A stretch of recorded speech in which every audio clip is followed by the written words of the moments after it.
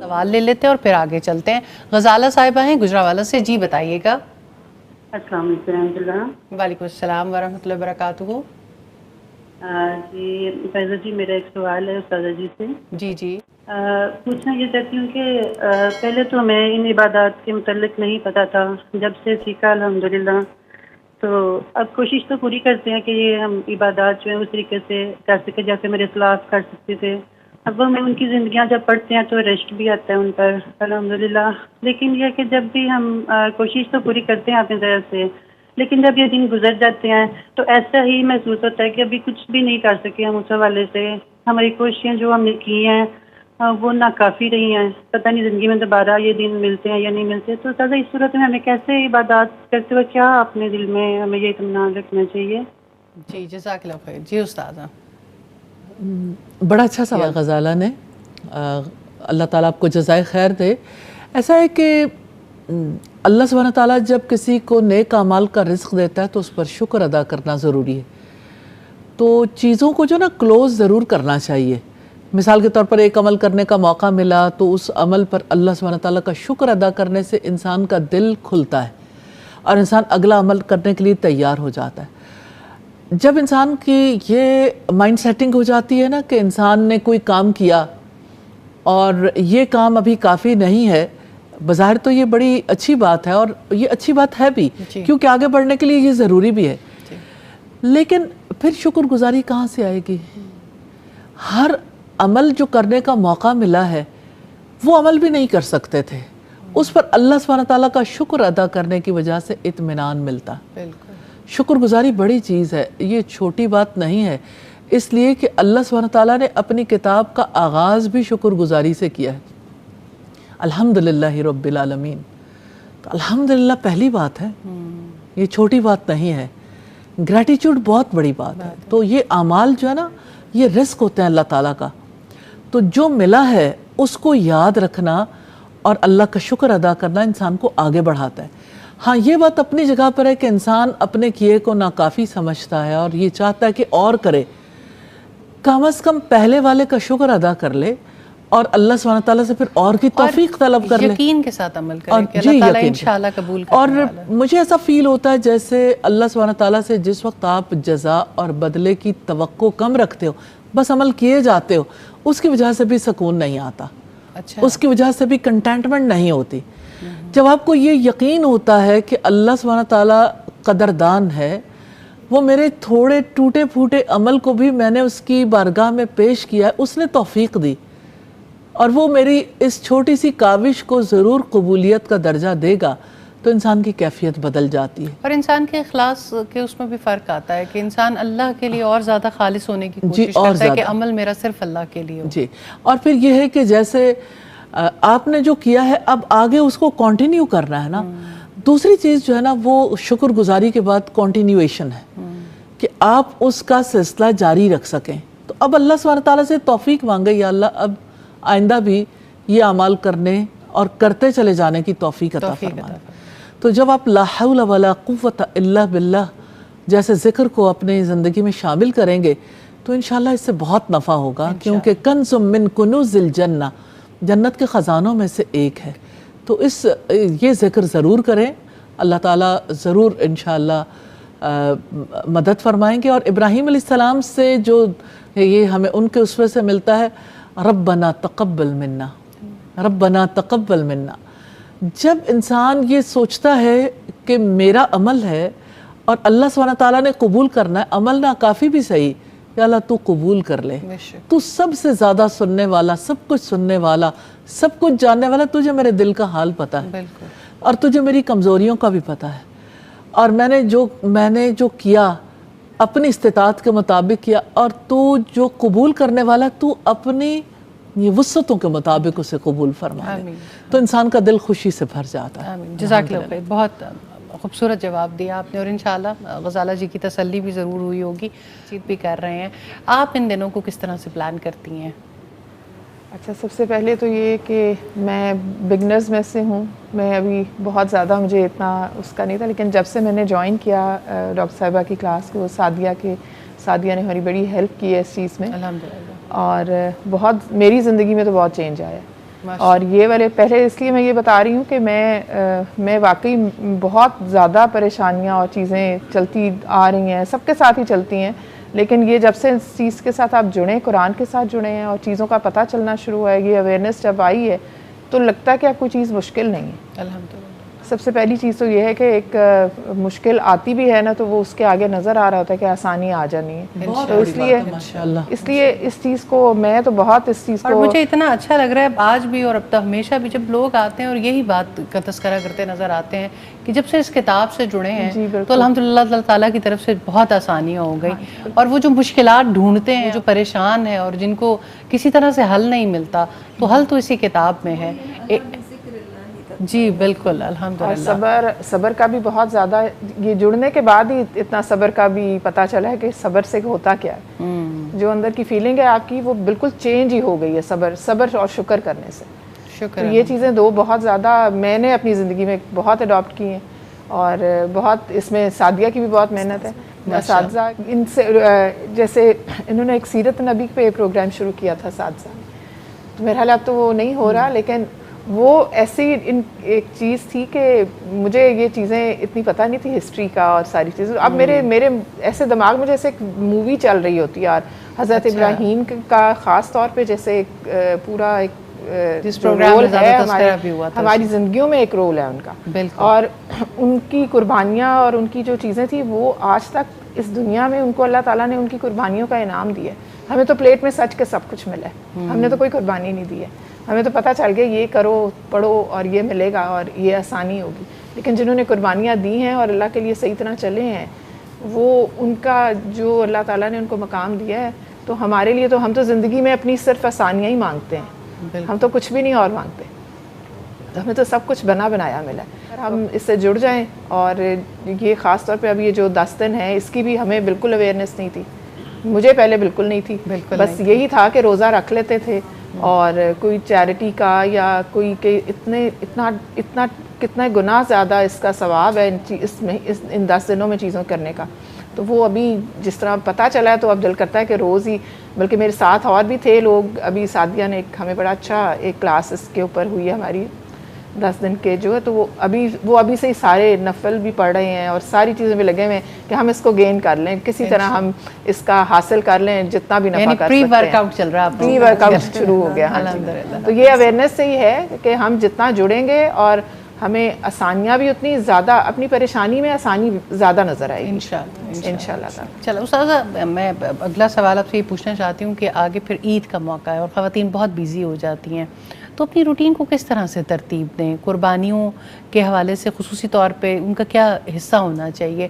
کیونکہ یہ بھی زکوٰۃ کی طرح مردوں کی رسپانسبلٹی سمجھی جاتی ہے، مینیج بھی انہوں نے کرنا ہوتا ہے، قربانی کے تمام معاملات بھی انہوں نے نپٹانے ہوتے ہیں. تو خواتین کا کام صرف کھانا پکانا ہی زیادہ کنسیڈر کیا جا رہا ہوتا ہے، کیونکہ بہت اہم بھی ہے. لیکن کیا چیزیں ہیں جو خواتین کو کرنی چاہیے ان دنوں میں؟ فائزہ، میں سمجھتی ہوں کہ مرد اور عورت دونوں کا ہی رول ہوتا ہے فیملی میں. اور یہ ہے کہ عید کی تیاریاں تو ظاہر ہے کہ دیکھیں، اچھا لباس بنا لینا، اچھے کھانے بنا لینا، یہ تو کام روٹین ہے. لیکن دراصل ہماری عیدیں جو ہے نا ہمارے رب کی یاد کے لیے ہیں. ہماری عید میں ایک طرف عید کی نماز ہے، پھر عید کے لیے تکبیرات ہیں، پھر عید کی اس عید پہ تو قربانی سب سے بڑا عمل ہے. اور قربانی کو جو ہے نا فیسٹیو بنانا چاہیے بچوں کے دلوں کے اندر، اور اپنے آپ کو بھی اللہ سبحانہ تعالیٰ کے آگے حاضر کرنا چاہیے اور اسے اللہ کے قرب کا ذریعہ بنانا چاہیے. اور معاشرے کے افراد کے لیے، اپنے ارد گرد کے افراد کے لیے اس کو رحمتوں کا باعث بنانا چاہیے. اللہ سبحانہ تعالیٰ کی رحمتوں کے حصول کے لیے کتنی ایفرٹ کر سکتے ہیں کہ قربانی کا گوشت ہے، قربانی کا گوشت جو ہے اس کو تقسیم کرنے کے لیے اگر آپ ارد گرد والوں پہ دیکھیں، مجھے ایسا فیل ہوتا ہے کہ یہ اگر سب لوگ مل کے ایفرٹ کریں تو اس کے بہت بڑا نتیجہ برآمد ہو سکتا ہے. اللہ سبحانہ تعالیٰ بھی یہی چاہتے ہیں کہ سال بھر میں جب کسی کے پاس وہ سب کچھ نہیں پہنچتا تو ان دنوں میں ضرور پہنچ جائے. اب یہ ہے کہ ایک پہیہ گھومتا ہے نا، آپ دیکھیں قربانیوں کی وجہ سے کیسے، یعنی صرف اگر ہم دیکھیں تو انڈسٹری پر کتنا زیادہ اللہ کے فضل و کرم سے یعنی بوم آتا ہے کہ جیسے چارہ جو ہے وہ بڑے پیمانے پہ لگایا جاتا ہے، تو جو لوگ چارہ لگاتے ہیں ان کو بہت نفع ہوتا ہے. کیٹل فارمنگ ہے اس کو بہت زیادہ فائدہ ہوتا ہے. اسی طرح سے یعنی جیسے قربانی کا دن آتا ہے بھائیوں کو بہت زیادہ فائدہ ہوتا ہے، لیکن اس کی کھالوں کی وجہ سے لیدر انڈسٹری کا بہت فائدہ ہوتا ہے. تو ایک طرف تو یہ موومنٹ چل رہی ہوتی ہے نا مردوں کے کاموں کے حوالے سے، دوسری طرف گھروں کے اندر جو موومنٹ چل رہی ہے، اب قربانی کے جانور ذبح کرنے ہیں، اب قربانی کا گوشت تقسیم کرنا ہے، تو بچوں کو ساتھ شامل کریں کہ قربانی کے حصے بنانے ہیں، چلیں پیکٹس بنائیں اور پیکٹس کو ذرا خوبصورت اچھے طریقے سے. اور وہ جو بچے کہتے ہیں نہیں ہاتھ نہیں لگانا، اور مائیں بھی کہتی ہیں نہیں دور رہو تم لوگ بالکل بھی، مطلب جی اسمیل آتی ہے اور بچے بھاگتے ہیں، اور بچے پھر قربانی کا گوشت کھاتے بھی نہیں ہیں نارملی. جی اس کی وجہ یہ اکثر ایسا ہوتا ہے کہ گھروں میں جو ہے وہ مرغیاں بن رہی ہوتی ہیں، جی یعنی عید کے دن جو ہے وہ اسپیشلی لڑکیاں ہوتی ہیں. جی لڑکیاں بھی لڑکے بھی، یعنی قربانی کے دن پہ یہ ایک عجیب و غریب سلسلہ ہو گیا. بہرحال اس میں یہ کہ اگر پہلے سے قربانی کے حوالے سے پریپریشن کی جائے تو لوگوں کا دل جو ہے وہ فرق ہو جاتا ہے. اور اس میں یہ ہے کہ گوشت کو جو ہے وہ اپنے لیے اچھا گوشت چن لینا، اور پھر یہ کہ ان لوگوں تک جب گوشت پہنچانا ہے تو ہر آنے والے فقیر کے لیے دروازہ کھلا رکھنا ویسے تو بظاہر بڑا اچھا لگتا ہے، لیکن وہ لوگ سارے محروم ہو جاتے ہیں جن لوگوں تک پہنچنا چاہیے.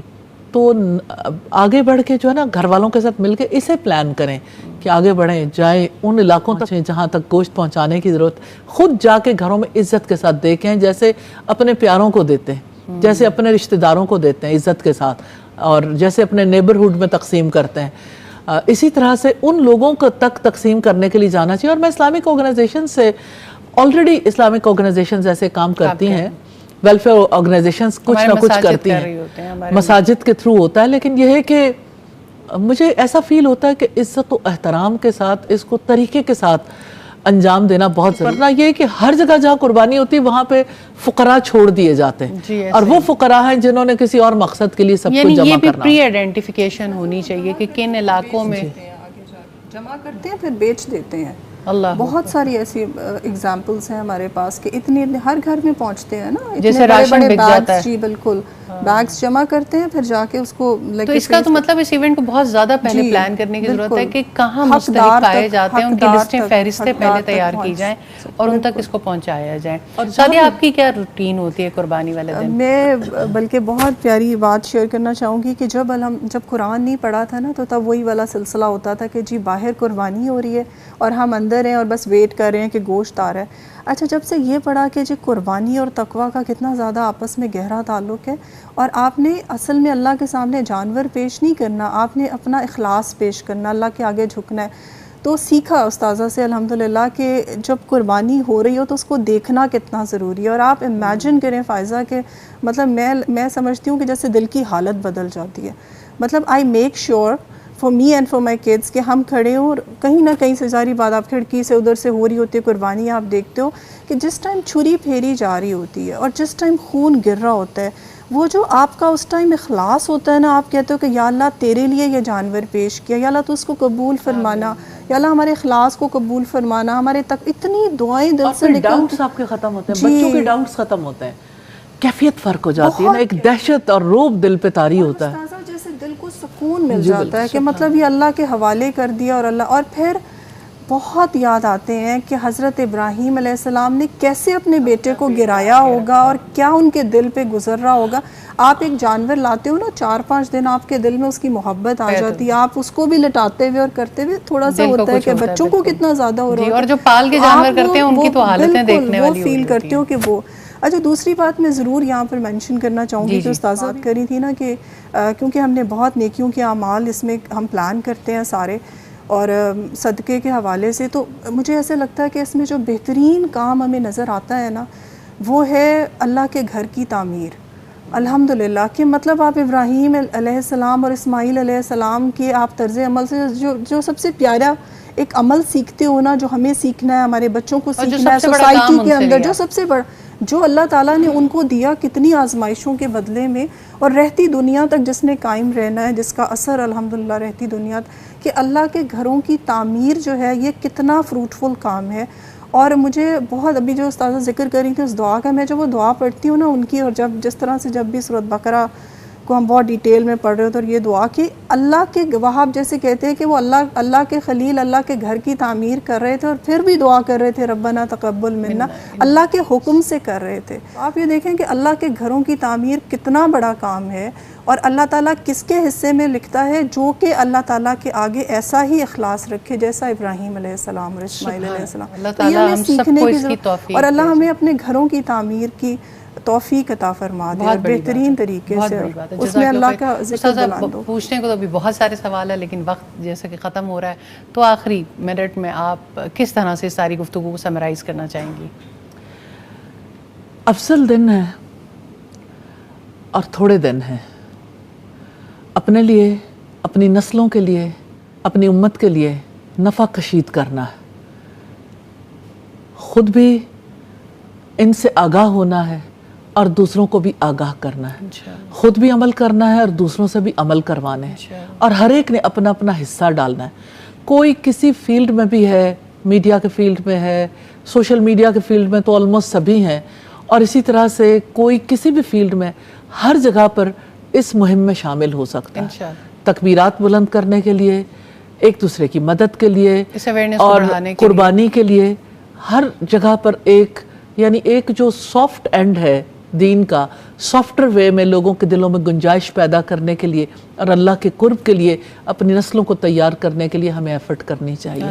عشرہ ذو الحجہ سے نفع حاصل کرنے کا طریقہ یہی ہے کہ حج والے اعمال کو یاد رکھیں، اور جیسے حاجی تلبیہ کہتے ہیں اسی طرح سے تکبیرات بھی بلند کرنی چاہیے۔ میں تو کہتی ہوں تلبیہ خود بذات خود، کسی نے حج میں نہیں بھی جانا، تلبیہ سن کے تو آپ کے رونگٹے کھڑے ہو جاتے ہیں۔ اور مجھے یوں فیل ہوتا ہے کہ جیسے ڈیفرنٹ چینلز کو اس سلسلے میں صرف ایک حج کا پروگرام دکھا دینا اور وہ بہت نفع دیتا ہے، لیکن یہ کہ بچوں بڑوں کے لیے کہیں انہیں شامل کر کے بھی ایسی ایکٹیویٹیز کروانی چاہیے جس کی وجہ سے گھروں کے اندر بھی چلنی چاہیے، اتنا پیارا ماحول بن جاتا ہے۔ تو گھروں کے اندر بھی اور مختلف چینلز کے تھرو بھی اور مختلف سوشل گروپ اور اسلامک آرگنائزیشنز کے تھرو بھی جگہ جگہ پہ قربانی کی یادیں اور حج کی اعمال کی یادیں اور حضرت ابراہیم، حضرت اسماعیل اور حضرت ہاجرہ کی یادوں کو تازہ کرنا چاہیے اور اللہ کے نام کو بلند کرنا چاہیے۔